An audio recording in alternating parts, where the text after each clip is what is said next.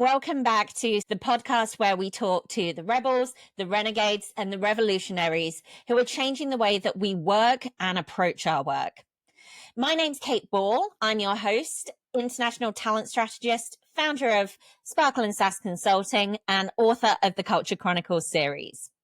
Now, I'm really excited today to be joined by Jacqueline Widdis, who has been in my network for a couple of years now. And we were just saying, I have no idea how or why we originally got connected. But one of the things that's really stood out to me as I've interacted with her content and followed her journey is firstly the selflessness with which she kind of put herself out there and offered support to people at a time that it was desperately needed.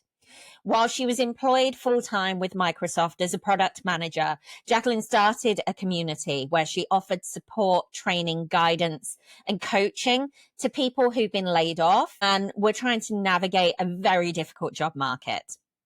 And then, as she will tell you herself, quite recently, Jacqueline herself was in that position of being laid off, but having been smart and put in the groundwork, found herself not one, not two, but probably 300 steps ahead of most of her counterparts. So I thought it was a really interesting conversation to have, to invite her to share with us not only what she recommends and why she recommends it and what she's observed and heard through the interactions she's had over the last couple of years, but also what's next, what's working for her, and where she's planning to take things. So with that in mind, Jacqueline, welcome. Thank you for joining us. Do you want to do, of course, do you want to do a bit more of an intro to yourself? Sure. Yeah, as you said, I overcame a really long employment gap, almost 20 years, and it was a little bit of a Cinderella story in that I ended up at Microsoft. So at that time, I really wanted to make sure I never had the career gap be a problem for me in the future. So I decided to start networking, and I really didn't know where it would lead. I didn't think it would lead into this blossoming network or mentoring a lot of people, but that's what it turned into. And several years later, 6 years later, I have probably mentored, I know it's over 1,000 people, but it's hard for me to count the exact details. So I don't know when I'll get to 2,000 probably, but I'm positive with basic math that it's at least 1,000. And it's been such a wonderful endeavor to give back to a community. And it really morphed over time into more of a job search effort. At first, it was just going to be professionals coming to the table and learning from each other. But as the job market got a little more intense, it just turned into that. And let's talk a little bit before we dive into the advice you have to share, into your own experience, so we can really give some context to what you're sharing and why you're sharing it. Yeah, I really saw this whole piece of, as I'm mentoring people, I saw people showing up just stunned that they were laid off. And I see this over many industries, and even really started doing some research on it. And people really think that their jobs are too valuable for the company. They're bringing in income. If they work hard enough, they won't be laid off. And so many times it's a financial decision. For me, it was very much, I knew where I sat in the org and had told my coworkers so many times, if it comes into our org, I know I'm a target.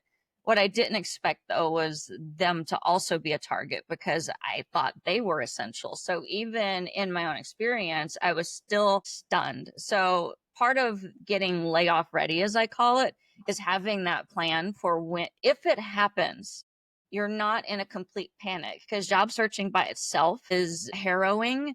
But imagine if you have to not just build a resume, not just find a role for you, not just self-discover a little bit on what do I want next. You already have a network you can leverage to help you get there. So it's like taking one massive thing off of your plate ahead of time so that you can concentrate on what is next.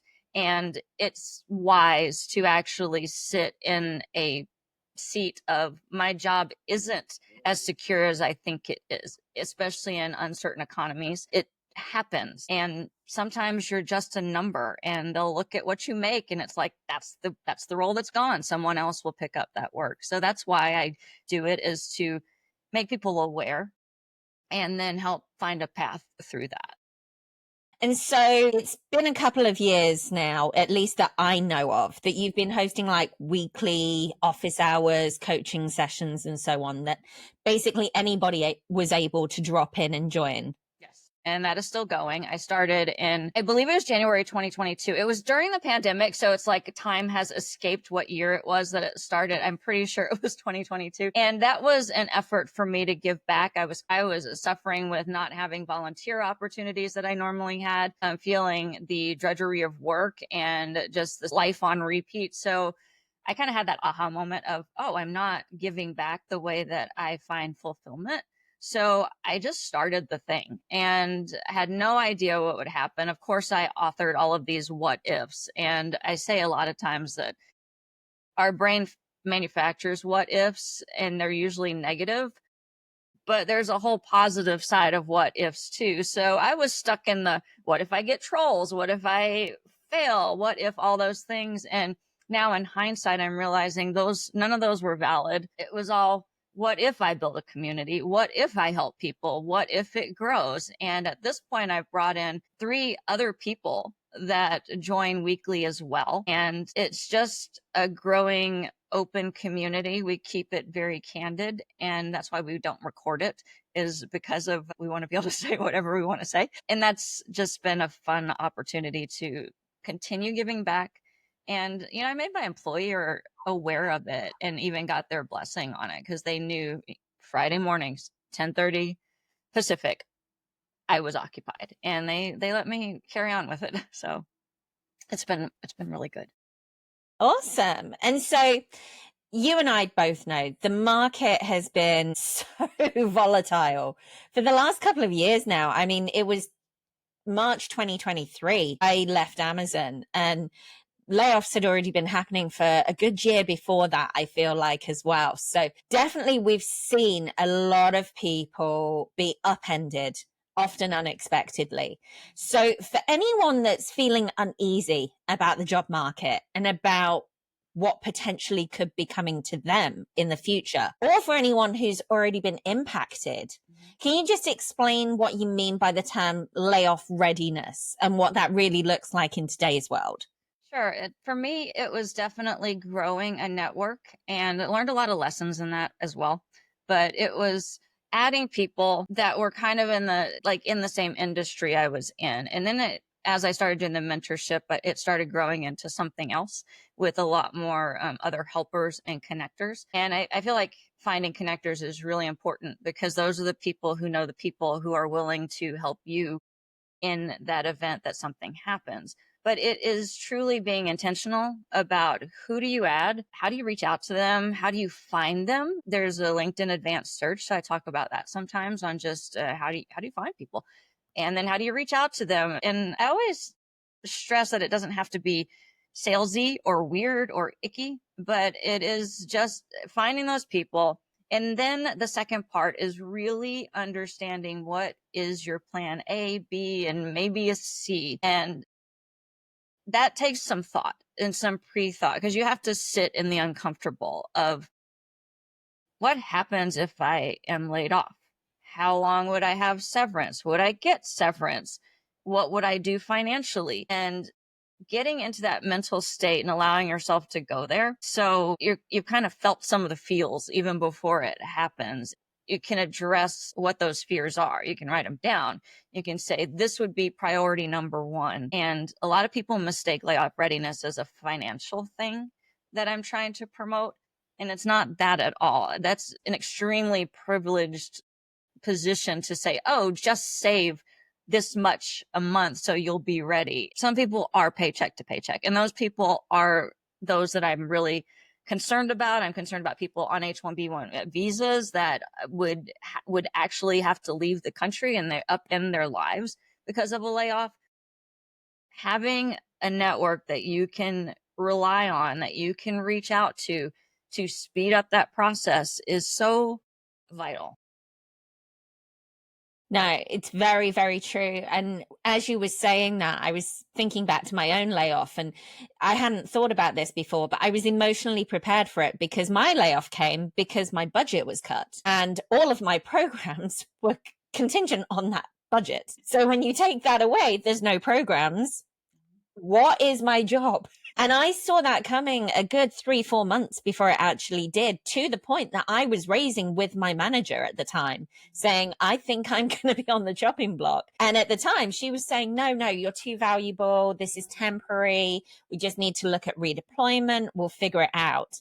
But mentally, by the time the decision came, it almost felt like a relief, because I'd prepared myself and I'd anticipated and I'd already thought about, well, what are my alternatives? What do I do if? So a lot of what you're saying is resonating with me. But that being said, I hate to be the one that gives voice to this because I strongly disagree with it. But the reality is layoffs still carry stigma. We've seen the news. We've seen worst case scenarios, companies like Meta that are announcing that they are intentionally cutting poor performers. And so anyone that gets laid off is now considered a poor performer, disregarding the fact that they work for one of the biggest and most respected companies in the world. And that means they're already in like the top echelons of what they do, but now they've got that label of poor performer that carries them around. And we see all these TikTokers and LinkedIn influencers that are like, hey, if you've been laid off, like you need to lie about it. You need to make it sound like it was your choice, or you need to spin. It drives me crazy to see those things happening. So what are you seeing? What have you been hearing and learning from people themselves after being laid off about how they're dealing with and overcoming that idea of stigmatism? Now, that's really a wonderful thing to unpack, though, because the reality is some people I work with have been unemployed now for 2 years. They are making every effort. And the longer that gap goes, the bigger the stigma is. And I had that huge employment gap. So there's a lot of perspective on carrying that stigma with you. So what I've been seeing is sometimes people are more afraid of it than reality. And then some, and again, you talked about the voices that are loud about it. And then even some people will just post, oh, it was you. And it makes me so angry that people would do that. And there's a small part of me that's like, well, when it's your turn, I wonder how you'll feel. But it's really disappointing when companies are making those declarations that, oh, we're laying off low performers. Because I had someone in my world that was laid off at that time, but at the same time that was happening, the budget got cut for his project and his whole team was laid off. So sorry, now he's in this bundle of people who were laid off at the same time as this announcement, and not his fault. So there's that. We're seeing a lot of companies going into forced stack ranking. So you can still be rocking the whole thing, but you're still either politically not as much connected, and which I was not great at office politics. I'll say that the first thing, but maybe you just didn't play the game right on how people saw your value. Maybe it really was the manager feeling bad about it still had to put somebody at the bottom. And it doesn't mean in any other company that you wouldn't be an absolute top performer or even a different project in the same company. I was moved to a team to help alleviate a coworker's huge backlog. So, which is why I kind of saw it coming. And I had been looking at job or forums on like Team Blind and seeing when people start talking about layoffs coming. So it did not surprise me in the least. I actually knew the date. I was looking for the email. And when enough people say the same thing, I start believing it. I I can resonate with you that it felt like a relief. And a lot of what I'm also seeing is people who are in layoff culture, they're working harder. The work doesn't go away. So I almost feel worse for people left behind on this one because 6,000 people are gone. Rumor is more people are about to, like last week, there were another 300 in our area. So that culture of deliver more, deliver faster, it's shifting the entire paradigm of the large corporation to, we used to have a lot more focus on customer research and development and taking the time to make sure we were shipping things that we knew would delight customers. And now it's a little bit more of just get change out there, use AI more. And it's an interesting world to be in as more emphasis gets put on AI, and also learning, well, what does that mean to just use AI more? So I'm seeing people coming out of that environment and having so much stress from the environment themselves. And then as far as the stigma, it used to be back in 2023, it was, what if I have a 6-month gap on my resume? Well, now it's, what if I have a 2-year gap on my resume? And how do you get those interviews? And I see a lot of people coming in and saying, I'm reaching out all the time and nobody will even answer. And then they think it's them. They'll get auto rejections from, auto rejections, it's a whole different topic, but they'll get these rejections quick when they know they're qualified for the job. But we're just seeing people at higher levels, more experience, applying for the same job. And okay, I can get this person who has 10 years of experience or this person who has the 5 years we were asking for. It has nothing to do with that person. Maybe your resume needs to be tweaked. That's possible. But in many cases, it's not them. And it starts hitting the confidence. And the more they go to job interviews and hear the, oh, we went with another candidate, the more it just impacts that self-esteem, the want to keep going. And there was a report, I think last month, that the number of jobs added was way less than they expected it to be as a whole.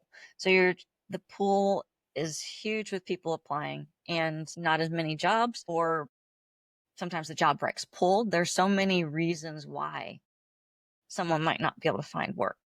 And the more distance that grows, the more they get into panic mode. And it's so discouraging when someone is like, well, I've reached out to the hiring manager or the recruiter and they don't reply. What am I doing wrong? Mm-hmm. Nothing. If you saw their inbox, you would know why. Oh, don't. Somebody sent me it wasn't a meme, it was a screenshot, but they sent me as a joke yesterday in private messenger a job ad that had just gone live on LinkedIn for a similar type of work that I do. It had been live less than 2 hours and it had over 900 applications. That's what we're seeing, is just a huge number of people applying as soon as the job is posted. And that is also very discouraging for people as well. How do you compete? They're often, how do you compete with that? And that's where I say, have a network, have the network. You compete with it by having the person in your network that works for that company and saying, I just saw this job opening. I've applied. Can you do anything to get me further along on the journey? And some of the people that I've had now long-term relationships with are recruiters. And when I've seen jobs before, I'll text them because we're at that personal, I have their number and they will basically walk my resume over to the recruiter or hiring manager. I've now skipped that void of applicants and maybe I'll still get rejected. That's a reality. But at least I have the confidence to know that someone looked at my resume. Mm-hmm. And it's an even greater endorsement as well that somebody's taken the time to do that for you. So I know, having worked as a recruiter for 20 years, I mean, it does depend who the person is. If you don't respect their opinion, that's an entirely different story. But the fact that somebody is prepared not just to endorse or refer or recommend, but physically go out of their way to put something in front of you, I think that's an indication that would, at least to me, be a reason I have to at least review and consider that candidate. Yes. And it was always fun to me if I applied for something and then I saw a person from that division at least come check out my LinkedIn profile. And it didn't turn into interviews. I have yet on that one where I had a very targeted company trying to get into it. At least I knew they looked at it, right? And that's exactly the piece that I emphasize for people is there's the big stack, the 900 applicants, and then there's the small stack. You've got to do what you can to move into the small stack. And you never know what they're looking for. So everything can seem like it fits on paper, but you never know behind the scenes what they're prioritizing, how they're weighting certain things, all sorts. But it said like engineers are engineers, not job description writers. It switches up because I'm very conscious we want to keep this to 30 minutes. And one of the areas that I see come up time and time and time again online is this fear people have of posting while they're looking for work, whether it's conversations about looking desperate to have your green banner up or trying to look worried about looking disloyal or desperate. How do you help people overcome that fear and start showing up intentionally? Sure. One of the biggest things I tell people, if you want to grow your network without feeling icky or weird, go interact on people's posts.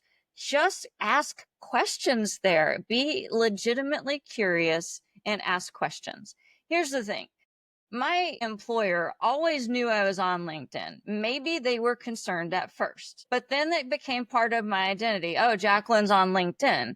I was just there and I made that decision to be there. Somebody might get questions at first and just they could answer. We're in a layoff culture right now in my industry. Why wouldn't I be on LinkedIn at least meeting people? Not that I'm looking for a job. I hope I stay here forever, but let me just get out there and meet people. And a lot of what I did is when they knew I mentored job seekers and I was learning about the job search, it just didn't raise eyebrows. Maybe it did a little. I don't know their minds, but when I was commenting and asking questions on people's posts about job search or what would you recommend? And I love to add recruiters because they give amazing free information about what they do as recruiters. And those are the people you can just get on their posts. And I had one where somebody was saying, don't use the smart apply. And I said, why would you recommend? They said, oh, it just scrapes the entire profile all the way to the little LinkedIn courses and stuff that you took. And it's too much information. And they showed me a very generic PII, personal information taken out view of what it looked like. And they put it in their post. So we're having this back and forth dialogue. And when you do that, people reach out to you. I don't send a lot of connection requests anymore because I don't have to. And sometimes I will see someone who just posts something that cracks me up. And I'm just like, why are we not connected already? And reach out to them. Or if I post, someone starts dialogue on my post, of course I want them on my network. They took the time out of their day to interact with my stuff. So get out there and just interact with people. You don't have to post. Now, I love people who do. Such a small percentage of people on LinkedIn actually take the time to post anything. So you go into this special bucket of brave people who are willing to take a risk and put themselves out there. And we were talking even before this call that social media has such a short lifespan that if you mess up, whatever mess up means, people are going to forget. And then it's best to start when your network's small, because if you mess up, how many people see it? That, and also I think it's important to share the message, don't do a one and done. Like yesterday, I posted something that I originally posted last week and it got 63 views, no likes, no comments, no interaction. And then I reposted it yesterday just because I thought, you know what, this is really good content and I really want to get it out there. And overnight, there's over 20 likes and comments and shares and things. So don't just try it once. And if you don't get the traction you think you deserve or you want to see, give up. Like, you've got to keep trying with this. You've got to figure out the algorithm. You've got to practice with different days and times and all of those types of things as well, because you never know when something's going to land. And don't be afraid that your audience is going to judge you because, oh, they saw the same thing last week and I'm bored of this. Yeah. The reality is there's so much volume out there that they probably won't remember. I'm sorry. But unless they're your people, right? That just really are highly invested in your content. And I would just tell people, if you never posted before, plan on not a lot of people seeing it. Truly. I used to think LinkedIn was such a slow moving platform because I would post and then a few people in 24 hours would interact. And it's not really when you start growing and interacting on people's posts. And again, I'll say it again, go comment and have discussions on people's posts. It's that important. But yes, it's active and alive. And it's really, I gamify it a lot. I will find authors from my bookshelf back here. And I'm like, can I get to be a first degree connection with this person? How? And sometimes it works. And I'm just super excited about that. Or can I just get them to respond to my comments on LinkedIn? I call that success as well. So if you make it a game, if you have some fun with it, if you experiment a lot, like you just said, different times a day, maybe you just reword the message a little bit. Mm-hmm. Tag other people in the post. Most people don't care. I've had one person chew me out for tagging them in a post, but that's one in 6 years. So I'll take it. Love it. And tell us about what's next for you, because I know obviously you've got some exciting stuff coming, and maybe people that aren't connected to you right now may want to be as a result. Yeah, I would love for people to send a connection request and particularly mention the podcast. So I just, that's one of my tips and tricks is if you send a note, then you can see how you met the other person. But yeah, I decided after I was laid off, a lot of people were reaching out. Hey, I need your resume. There's a job rec. It's closing today. And I quickly put it together and I just kind of felt icky because I had all of these ideas on plan A, B, and C. And my plan A was I want to give the business that I'm trying to start a solid effort. And when I applied for a job, I was like, that's not going to answer the question. If I jump into that, I will live in the state of what if I had risked it. So right now I am starting digital courses, and a lot of it, there's one that's very basic on just how to use LinkedIn. I have a free tool that people can use that helps. It's a job search organizer, so they can just go to my website and download it. And then I have other courses that, okay, if you learn how to use LinkedIn, how can we get really intentional about building that network and the right people and getting yourself referable for a thing. And I'm starting up my own podcast. My first one launches very soon. So I'm very excited just to combine with in efforts like this is how do I find those people and say, hey, I like what you're doing. Let's partner together. And I guarantee you, 10 years from now, you could reach out to me and I'll be like, oh, yeah, she had me on this podcast. Hi, how are you? What do you need? Because we have that rapport built. And, on the gamification, I also try and keep people from the inbox as long as I can. It's like, how good of a relationship can you form with someone before you ever message them privately? And it's very fun. That's some of the angles that I take on things. I'm here in the land of what ifs, but I'm saying, what if it's successful? What if it changes the course of where I'm headed? And time will tell. And I'm just excited about all of it happening at once, picking up momentum. Very exciting. Well, I'm very excited for you, and obviously keeping fingers crossed. Before we let everybody and yourself go today, just quick fire question. For anyone listening who's quietly wondering, can I handle a layoff? What's one simple proactive step they can take today to build their confidence and community before they need it? Just get on LinkedIn or any other platform. It doesn't have to be. You can go find Facebook groups if you want. Get in there and start interacting with people. Just take a deep breath, build a good profile, and do the thing. I tell people all the time, this is probably not going to be the thing that you keel over doing. It's just social media. Do the thing. Is it numbers or quality that people should focus on? I used to think numbers, and now I definitely think quality. And I used to think the bigger my network would be, the more effective it would be. And now I'm like, how many people can I actually count on?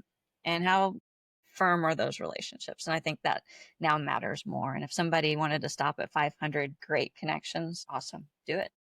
Fantastic. Well, Jacqueline, thank you so much for giving up your time to talk to us today. We appreciate you. This is a topic I know we all hope we're never going to need to know more about and prepare for, but you are walking, talking, living experience of what can happen and the benefits of being prepared. So really appreciate you sharing those insights with us. Have a great day, everyone. We will see you again soon. All right. Thank you for having me. Bye.